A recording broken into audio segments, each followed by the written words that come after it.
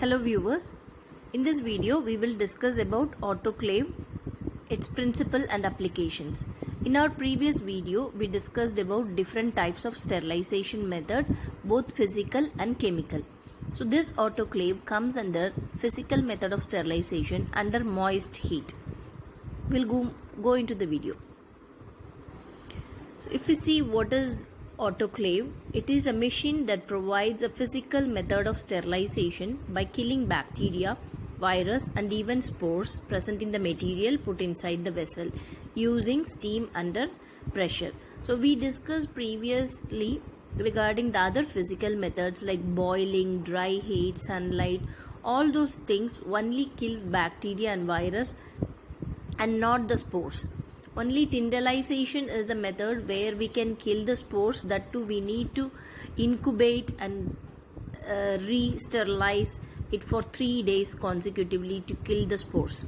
So in this autoclave, under steam we can kill even the spores along with the microbes.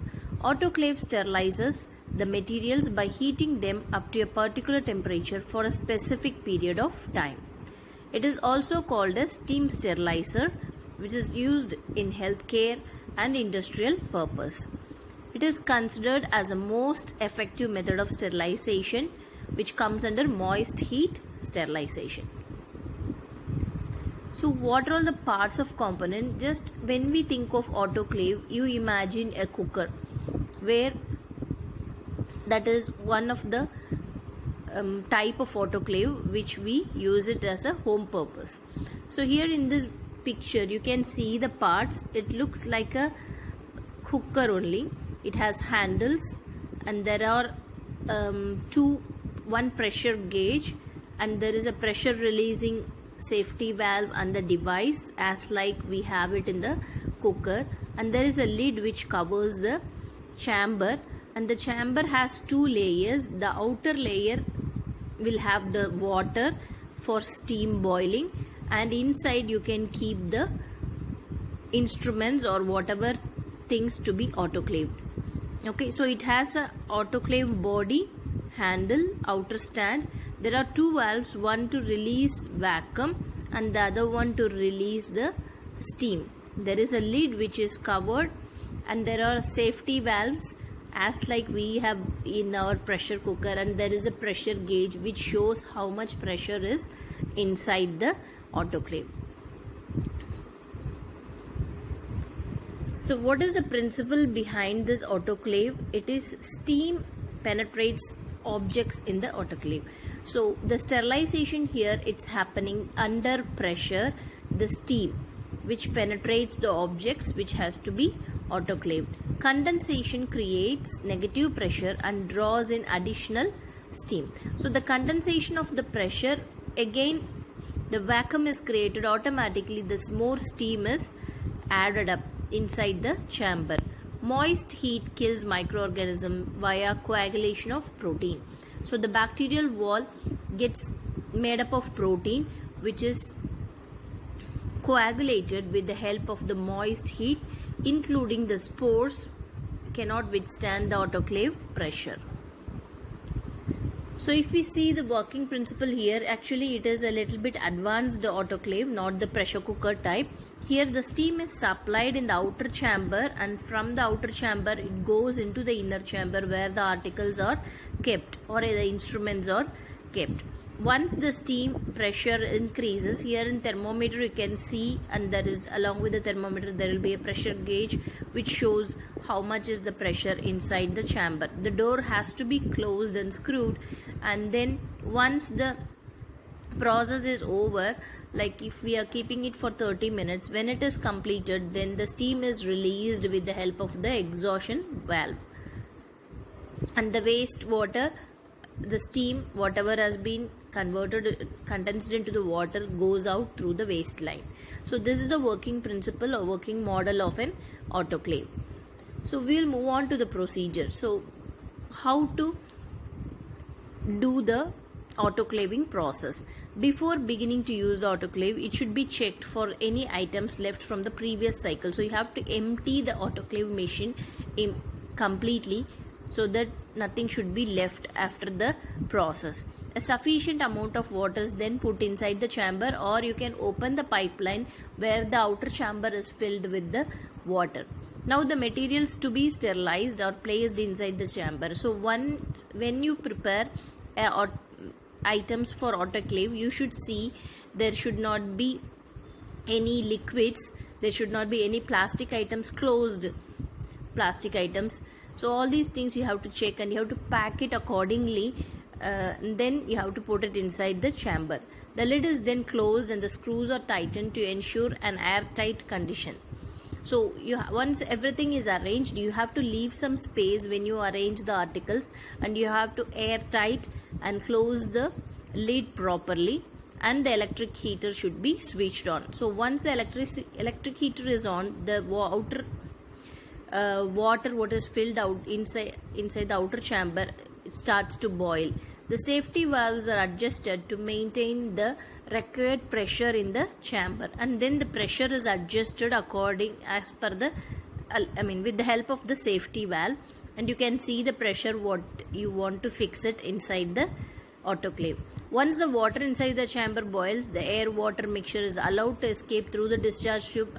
As we have seen, once the temperature is set, then it will start moving the arrows where and all it goes. Same way the steam also goes. The drainage pipe is then closed, and the steam inside is allowed to reach the desired level. So usually 121 degrees Celsius or 15 lbs is the most cases we usually keep the autoclave. Once the pressure is reached, the whistle blows to remove excess pressure from the chamber. This is in the pressure cooker type. The whistle will blow automatically once the pressure is released. After the whistle, the autoclave is run for a holding period. So once the desired pressure is achieved inside the autoclave, it has to be in a holding period. So we are not supposed to open the lid during the holding period of 15 minutes in most of the cases. They can increase it or decrease it, depends upon the items inside the chamber. Now the electric heater is switched off, and the autoclave is allowed to cool until the pressure gauge indicates the pressure has lowered down. So you have to wait, and you will switch off the electric heater, and you will wait for the pressure gauge to come down, so that to the level of atmospheric pressure, so you can open the lid. So you have to be careful. You are not supposed to open the lid until it comes to the atmospheric pressure. So it is as same like the cooker. So once the cooker is switched off, you don't open the lid, yes, because everything will spill out. So same like this here, you have to wait for the autoclave to come down to the atmospheric pressure. The discharge pipe is then opened, and the waste water is removed, and finally the lid is opened and sterilized materials are taken out. So imagine that you are cooking with the cooker. So it is almost same principle. When you are going to cook, you put water inside to get the steam. So same like this, you will fill the outer chamber of the autoclave with water, and you will switch on the electric heater so that it will start the steaming process. But you can adjust the temperature and the steam level by adjusting it in the gauge what is kept outside, pressure gauge, and then you can monitor it with the help of the pressure gauge. And once the desired level is achieved, the whistle blows, and you will switch it off and wait till the it comes to the atmospheric pressure, and then you open it. There are different types of autoclave which is used in industrial purpose or in hospital purpose. So laboratories. So autoclave, it's not only used in operation theaters, it is used in various areas. We will discuss in the next slide. So there are different types of autoclave actually, or steam sterilizer. The very simple one is pressure cooker type. For the smallest clinics or small area where you want to autoclave, you can use this pressure cooker type. Common laboratory autoclave, which will be looking like a microwave. Vertical autoclave and horizontal autoclave, and large automatic hospital autoclave. So in a large setup of hospital where there is central sterile supply department, CSSD, in that areas they may have large automatic hospital autoclave. Uses actually, we as a nurses we know only it is in hospital, but not only in hospitals, it is used in various areas like microbiology, laboratories, to process and to sterilize the plates and the media and other things, prosthetics, dentistries, all sorts of clinics like veterinary clinic, pharmacies, hospitals, central sterile supply departments, that is CSSD centers, operating theaters, medical centers, body piercing, tattoo parlors, and I have seen in some of the beauty parlors also they have these autoclave machine to sterilize their instruments. So this is a very important slide where we should know what are the precautions or where we have to be careful when we are handling autoclave. Autoclave should not be used to sterilize waterproof or water resistant substances. This is a very important thing. You should not put any water resistant substance like oil or any powders inside the autoclave. The autoclave should not be overcrowded. Don't dump everything inside the autoclave. Arrange it properly so that the air circulates or the steam circulates around the articles, as we discussed in the hot air oven. The items to be autoclaved should always be placed in a secondary container. Don't put it in the outer container, always on the inner container.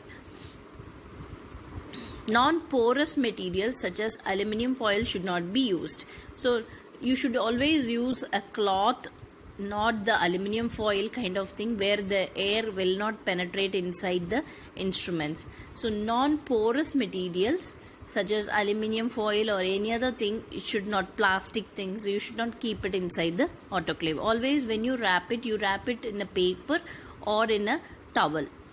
The items placed inside the chamber should not touch the sides or top of the chamber. When you arrange it, it should not have a contact with the outer chamber, or the chamber, it should not touch the chamber wall or the top of the chamber. The wastes and the clean items should be autoclaved separately.